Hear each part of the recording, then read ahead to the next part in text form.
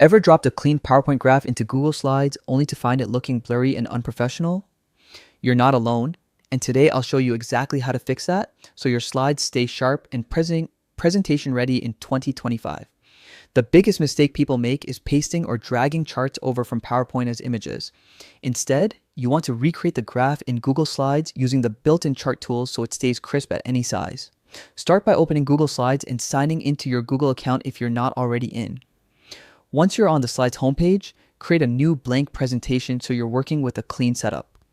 Now, instead of importing a screenshot or copying directly from PowerPoint, go to the top menu and click Insert, then select Chart.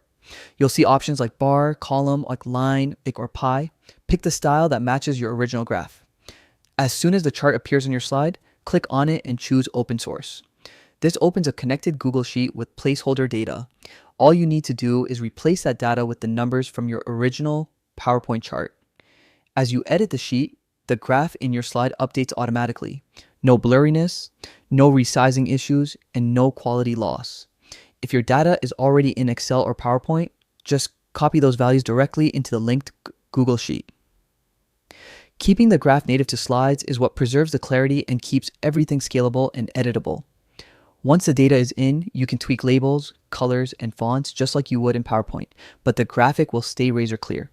This method works for reports, client decks, school projects, anything you need to present without that fuzzy look. And that's all it takes. By rebuilding the graph through Google's chart tools, instead of importing it as an image, you avoid the compression that causes blur and your slides look professional every time. If this helped you clean up your visuals, let me know down in the comments and check out my other fixes for common slides and PowerPoint headaches. Thanks for watching, and I'll see you in the next one.